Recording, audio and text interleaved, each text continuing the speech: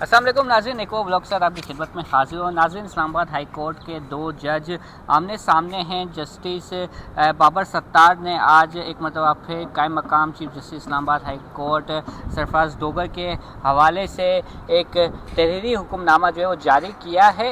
जो DG immigration हैं और नैब है, उनके उस हवाले से तौहीन अदालत का नोटिस जारी किया गया था जस्टिस बाबर सत्तार की अदालत की जानिब से, जिसे मुअत्तल कर दिया था कायम मकाम चीफ जस्टिस सरफराज डोगर पर मुश्तमिल 2 रुकनी बेंच ने, जिससे पर आज 8 सफ़ात पर मुश्तमिल तहरीरी हुक्मनामा जो है जस्टिस बाबर सत्तार ने जारी किया और अहम सवालात जो हैं वो उठाए हैं। इस हवाले से हमारे साथ हाईकोर्ट कवर करने वाले 2 रिपोर्टर्स मौजूद है, फैसल अब्बास और इब्राहिम अब्बासी। इनसे जानेंगे कि इस पूरे मामले का पस मंज़र क्या है और आगे क्या दिखाई दे रहा है इनको। सबसे पहले इब्राहिम से बात करते हैं। इब्राहिम, बहुत बहुत शुक्रिया वक्त देने का। ये बताएगा कि मामला है क्या? हमने देखा था कि तौहीन अदालत का नोटिस था कि वो एक सुहेल नामी दरख्वास्त गुजार है, उसका नाम निकालना था ECL से, लेकिन वो नहीं निकाला गया। पे तौहीन अदालत का नोटिस हुआ जिस पर वो चैलेंज किया गया चीफ जस्टिस की अदालत में।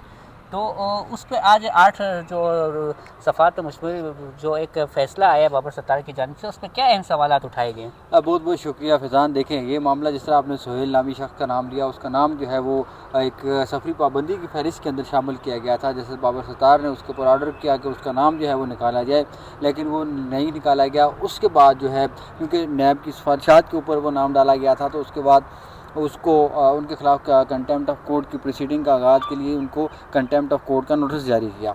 अब यहाँ पे जिस वक्त वो कंटेम्प्ट ऑफ कोर्ट का नोटिस जारी हुआ इन दोनों अफसरान के ख़िलाफ़, तो उस वक्त उस टर्म आर्डर को जो है वो इस्लामाबाद हाई कोर्ट के अंदर चैलेंज किया गया। ICA इंट्रा कोर्ट अपील के अंदर वो गए और उसमें चीफ जस्टिस साहब और जस्टिस अमीन मनाज साहब गालबन, ये दोनों जज साहिबान थे, इन्होंने उस ऑर्डर को जो है वो सस्पेंड कर दिया। आज जी जस्टिस मोहम्मद आसिफ और आसिफ साहब है, हाँ जी जी जैसे मोहम्मद आसिफ साहब।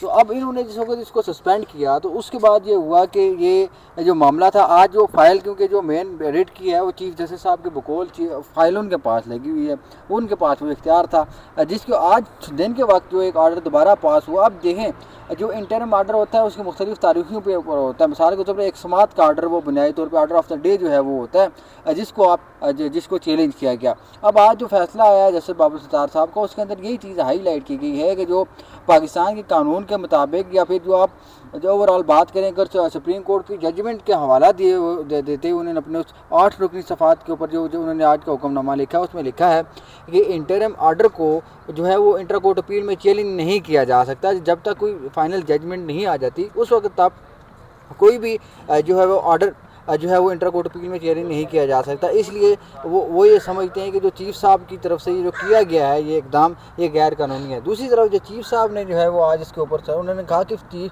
ये जज को ये चीज़ देखनी चाहिए, क्योंकि जो दरख्वास्त गुजार से उनकी तरफ से कहा गया कि आज तो ऑर्डर किया है जस्टिस बाबर सत्तार साहब ने, वहाँ पर उन्होंने कुछ सख्त रिमार्क्स भी दिए, लेकिन उन्होंने अलबत्ता ये कहा कि फ़ाइल मेरे पास पड़ी हुई है, मेन केस मेरे पास है, ये कैसे हो सकता है कि ये इसके ऊपर जो है दूसरा जो है एक सिंगल बेंच जो है जो लोअर जो बेंच है वो कोई ऑर्डर पास करे। अब मिसाल के तौर पे हुआ ये 1 तारीख को, मिसाल किसी 1 तारीख को 25 से 26 या 16 तारीख का ऑर्डर है, उसको चैलेंज कर दिया जाता है, उसके ऊपर उसको सस्पेंशन आ जाती है उस ऑर्डर की, लेकिन उसकी समाअत अगली किसी मिसाल के तौर 20 या 25 तारीख को होती है।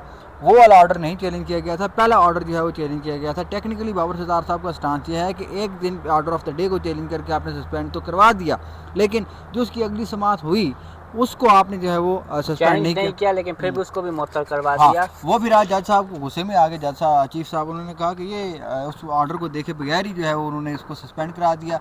अलबत्ता ये मामला जो है वो मजीद उलझता जा रहा है। अभी कायम मकाम चीफ जस्टिस ने जो 8 रुकनी 8 सफ़ात पर मुश्तमिल जो आज का ऑर्डर ये देखे बगैर ही सस्पेंड कर दिया, उसको भी सस्पेंड कर दिया। उन्होंने ऑर्डर में कह दिया कि वो भी सस्पेंड है, और उस ऑर्डर में है कि 7 मई को ये गालिबन अगली डेट जो है इस केस की दी गई है बाबर सत्तार साहब की जानिब से दी गई है, क्योंकि बाबर सत्तार साहब अपने ऑर्डर के हवाले से बहुत सख्त हैं।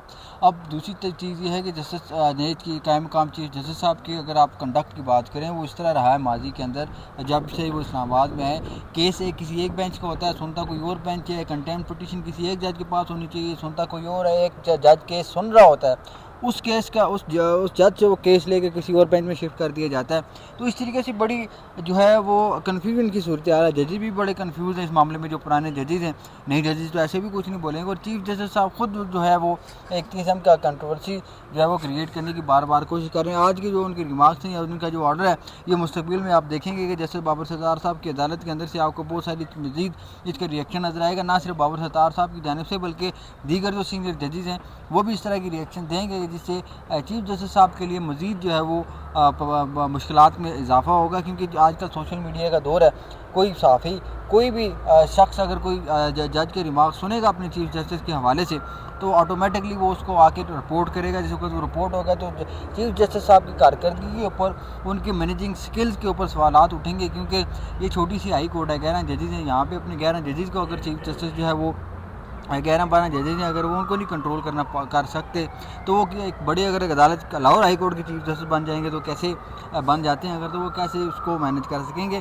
इस वजह से मैं ये समझता हूँ कि ये जो सारा मामला चलता आ रहा है जजेस के दरमियान, जो तनाज़ात हैं, ये जब तक इनका फैसला सुप्रीम कोर्ट नहीं करेगी जो सीनियरिटी वाला मामला, तब तक ये इसी तरह की जंग जो है आप समझ लें इसको जारी तफरीक भी है जजेस के। बिल्कुल वो इस तरह। फैसल ये बताएगा कि ये जो आज 7 सफ़ात पर मुश्तमिल फ़ैसला आया है, उसमें ये भी है कि जो सुप्रीम कोर्ट के हुक्म है कि अबूरी हुक्म जो है इसको चैलेंज नहीं किया जा सकता। लेकिन अब तक से अबूरी हुक्म ही आया था जस्टिस बाबर सत्तार की जानिब से, और उसको ही चैलेंज कर दिया गया। इस पर भी काफ़ी तहफ़्फ़ुज़ात जो है जस्टिस बाबर सत्तार के जानिब से जो है उठाए गए। तो क्या चीफ जस्टिस को बताया नहीं गया, जो जब दरख्वास्त गुजार पेश हुए तो उनको इसका गाइड नहीं किया गया, या लगता है आपको कि इनडायरेक्टली सरफराज जो डोगर है चीज़ मकाम चीफ जस्टिस, उन्होंने जान के ही ये तमाम तरह जो सिचुएशन है खुद क्रिएट की है? देखिए, इसमें तो कोई शक नहीं है कि हाई कोर्ट के ख़त लिखने वाले जजेस और ट्रांसफ़र होने वाले जजेस में इख्तलाफात बड़े शदीद हैं, और ये कोई पहली हमारे सामने एग्जांपल नहीं है कि जस्टिस बाबर सत्तार के साथ जो है वो इस तरह का कोई इंतज़ामी साइड पर जाकर जस्टिस बाबर सत्तार के केस के अंदर इंटरवेंशन हुई है।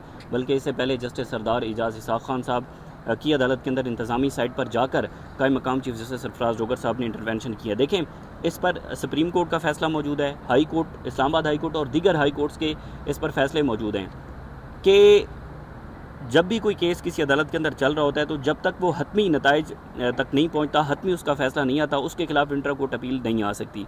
और इसमें हमने देखा था कि जो मेरे ख्याल में, मुझे अब एग्जैक्ट याद नहीं है, ला की है एक 272 है या 274 है, 274 के तहत इंट्रा कोर्ट अपील तब तक दायर नहीं हो सकती जब तक जो है वो हतमी फ़ैसला ना हो, और जो कायम मकाम जो चीफ जस्टिस होंगे उस अदालत के, वो जो है वो उस केस के अंदर इंटरवेंशन नहीं कर सकते इंतज़ामी साइड पर जाकर जब तक उस केस का कोई हतमी फैसला ना आया हो। अभी ये तक ये केस जो था ये ज़ेर समाअत था, और ये भी ज़ेर समाअत है। इसमें दो चीज़ें हैं, एक मिनट, उसमें दो चीज़ ये है कि जब ऑर्डर हुआ, एक ऑर्डर था 16 मार्च का, एक ऑर्डर था 26 मार्च का। बेसिकली 16 मार्च का ऑर्डर जो डीजी पासपोर्ट एंड इमिग्रेशन है, उन्होंने चैलेंज कर दिया, इंट्रा कोर्ट अपील दायर कर दी 16 मार्च के फैसले के खिलाफ। लेकिन उसके अंदर जो 26 मार्च का फैसला था, जो तहरीरी हुक्मनामा था, 26 मार्च के तहरीरी हुक्मनामे के अंदर जो है वो हुआ ये कि कायम मकाम चीफ जस्टिस सरफराज डोगर और जस्टिस मोहम्मद आसिफ ने तौहीन अदालत शोकाज के जो नोटिस है उनको मुअत्तल कर दिया।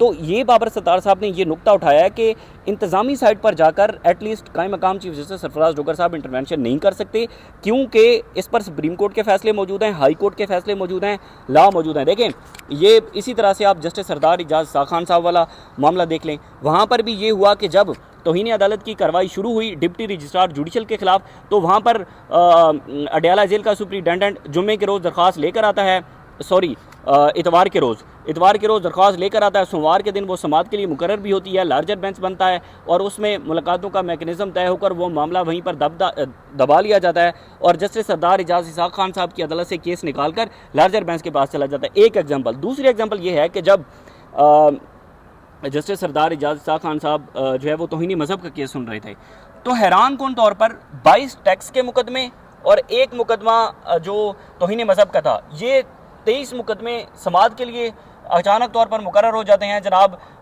डिवीज़न बेंच के पास, जस्टिस मोहसिन अख्तर कियानी और जस्टिस सरदार इजाज़ इसाक खान साहब के पास, हैरान कुन तौर पर। यानी कि एक केस को मुतअद्दिद अदालतों से टैक्स के मुकदमे निकाल कर और तौहीन अदालत का मुकदमा निकाल कर लगा दिया जाता है हाई कोर्ट के डिवीज़न बेंच के सामने। ये भी एक हैरान कुन तौर पर है कि किस तरह से जो कायम मकाम चीफ जस्टिस साहब हैं वो मुदाखलत कर रहे हैं। एक और चीज़ फैजल, आपको याद होगा कि कंटेम्प्ट ऑफ कोर्ट जो आई थी जेल में मुलाकातों के हवाले से, वो 3 लार्जर बेंच ने वो फैसला दिया, उसके खिलाफ कंटेम्प्ट बेंच में लग गई, वो आगे सिंगल बेंच में लग गई।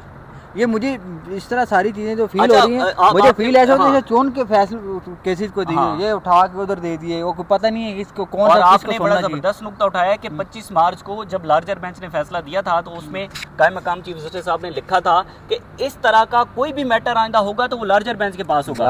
हाउ इज इट पॉसिबल कि वो जस्टिस इनाम अमीन मिनाज की अदालत के अंदर। और दूसरी चीज़ ये है कि कंटेम्प्ट ऑफ कोर्ट अगर होते है, इसका मतलब ये होता है कि अदालत के आर्डर की तामील नहीं हुई, उसके ऊपर अदालत तो फ़ौरन बैठती है। हाँ, वो तो अदालत समाअत के लिए मुकर्रर भी नहीं हुई वो दरख्वास्त। ये चीज़ें भी आप देखें। दूसरी चीज़ इस तरह आपने पहले बात की ना, ये जो जजेज के हवाले से, ये मैं पढ़ रहा था जो लाहौर हाई कोर्ट रूल्स है ना, उसके मुताबिक ये है कि चीफ जस्टिस के पास ये इख्तियार है कि वो एक केस को लेके दूसरी जगह दे सके, लेकिन वो उसको दे सकता है जो प्रिंसिपल सीट पे हो। अब इस्लामाबाद हाई कोर्ट की तो कोई रजिस्ट्री नहीं है ना, अब लाहौर हाई कोर्ट की है, जो भावलपुर रजिस्ट्री आगे पीछे जो वहाँ पे उनकी बेंच हैं, रावलपिंडी बेंच है सारे, उसके प्रिंसिपल सीट को वो उसके नीचे जज से लेके प्रिंसिपल सीट को दे सकता है जो प्रिंसिपल सीट पे बैठा हो। लेकिन इस्लामाबाद हाई कोर्ट के अंदर तो कोई इसकी वो बेंच है ही नहीं है। इस्लामाबाद हाई कोर्ट के अपने सारे इधर ही बैठते हैं।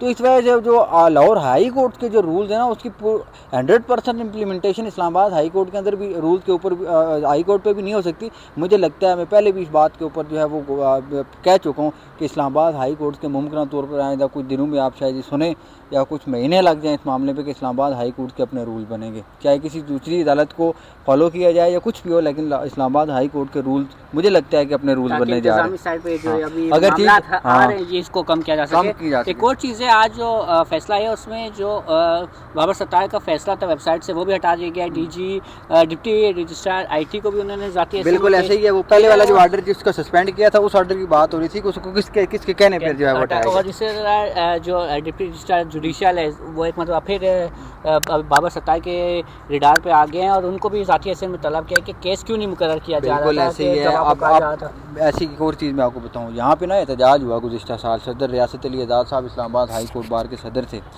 उस वक्त। तो यहाँ पे जो वकला के साथ कोई लाहौर के अंदर कोई वाक़या पेश आया या कुछ इस तरह का मामला हुआ तो यहाँ पे एहतजाज हुआ, तो यहाँ पे लोग वकला जो है वो नहीं पेश हुए अदालतों के अंदर। वहाँ पे नोटिस लगा दिया हाई कोर्ट बार ने कि यहाँ पे आज हड़ताल है, तो लिहाजा जज बेंचेस जो हैं वो हमारे साथ वही रियायत करें। अब एक नईम बुखारी साहब जो हैं वो आके अदालत के सामने पेश हुए, जैसे बाबर सत्तार साहब की। उन्होंने कहा जरा भाई वो रश था तो वकला हमें रोक रहे हैं अदालत में। उन्होंने कंटेम्प्ट ऑफ कोर्ट जो है वो भेज दी, उन्होंने नोटिस जारी कर दिया वकला को, और साथ जो रजिस्ट्रार सिक्योरिटी थे उनको कहा कि आपने कैमरे की जो वीडियोज़ हैं वो हमें आपको दिखाएं, प्रोवाइड करें। जिस वक्त कंटेम्प्ट ऑफ कोर्ट का नोटिस जारी हुआ ना वकला को, आगे पीछे जो रजिस्ट्रार को, तो वो वाला आर्डर भी आपको याद होगा कि चीफ साहब ने आके उड़ा दिया था। वो शुरू के दिनों की बात है। चीफ साहब जिस वक्त बाबर सत्तार साहब का आर्डर जो था AC वाला, चीफ कमिश्नर वाला, वो उसको आप देखें, उसको भी अमर फारूक साहब ने उसको सस्पेंड किया था। ऐसी बहुत सारी हमारे सामने एग्जांपल्स हैं कि खत लिखने वाले जजेस से इंतकामी मुमकिन है बाबर सत्तार साहब अपने आर्डर में लिखें कि ये जो मेरा केस है, मेरा जो अगर ये आपने चैलेंज करना चीफ के साथ, चीफ इसको सुन ही नहीं सकता क्योंकि उसको मेरे साथ पर्सनल ग्रज है। वो बहुत मैं वो इसी तरफ आने वाला था कि बहुत सारी ऐसी एग्जांपल हैं। सबसे पहले तो देखें कि जब कायम मकाम चीफ जस्टिस सरफराज डोगर साहब इस अदालत के अंदर आते हैं तो सबसे पहले तो मोहसिन अख्तर कियानी, तारिक जहांगीरी साहब और बाबर सत्तार साहब को सारी इंतजामी कमेटियों में से निकाल दिया जाता है। तो सारे सीनियर जजेस को निकाला। फिर वो कहीं बैठकर ये शिकवा भी करते हैं कि हाई कोर्ट के ये जो ख़त लिखने वाले जजेस हैं ये सलाम दुआ नहीं करते। तो जाहिर है फिर सलाम दुआ कहाँ होनी है जब आप इस तरह की कार्रवाइयाँ करेंगे, इस तरह की मुदाखलत करेंगे तो फिर सलाम दुआ तो नहीं होगी। अमर फारूक साहब ने किया था, वो उनको निकाला था सारी कमेटियों से, और जाते जाते अमर फारूक साहब अभी याद तो आते हैं, ज़ाहिर है वो किसी हद तक बेहतर थे इनसे। मैं ये समझता हूँ कि केसेस तो लग जाते थे ना, केसेस भी लग जाते तो इसका इंतजामी शायद इतनी मुदाखलत भी नहीं होती होगी जितनी अब दूसरी हो गई है। दूसरी चीज़ ये थी कि अमर फारूक साहब ने जो अपने जजेस के साथ किया ना, अपने इन 5-6 जजेस साथियों के साथ, मैं समझता हूँ कि जजेस के दिल में दुख होगा। एक तो उनके खिलाफ जिस वक्त सोशल मीडिया कैंपेन चली, उनको गालियाँ दी गई, उस वक्त उनको भी नहीं पकड़ सके, अपने जजेस को इंसाफ नहीं दे सके, और दूसरा जिनके साथ आपने 10-12 साल यहाँ पे लगाए, इस अदालत में इकट्ठे बैठे आप, उनको आपने इतना उनके ऊपर ट्रस्ट नहीं किया कि वो आप उनको उन कमेटी के अंदर रहने देते ताकि नए चीफ जस्टिस आके खुद फैसला करते। आपने पूरा ग्राउंड सेट करके दे दिया नए चीफ जस्टिस को, जिसकी वजह से मैं समझता हूँ कि ये आमिर फारूक साहब की वीकनेस। अच्छा, आप दोनों से आखिर में ये पूछना चाहूँगा कि अब इस मामले पे जो कंटेम्प्ट वाला मामला है डीजी इमिग्रेशन और नैब के हवाले से, ये मामला कहाँ जाता है वह दिखाई दे रहा है? मेरे ख्याल में बाबर सत्तार तो नहीं छोड़ने वाले। बाबर सत्तार साहब अगली जब हेयरिंग होगी उसमें देखिएगा 7 मई की डेट है, 7 मई को वो कुछ ना कुछ ज़रूर बोलेंगे, और ये इस हफ्ते के अंदर अंदर आप अगर तौफीक हमें हुई, अगर हम सबको बाबर सत्तार और मोहसिन कियानी साहब की अदालत में जाने की, इसका रिएक्शन भी जल्द आएगा जो आज बाबर सत्तार साहब के आर्डर के ऊपर चीफ साहब ने किया।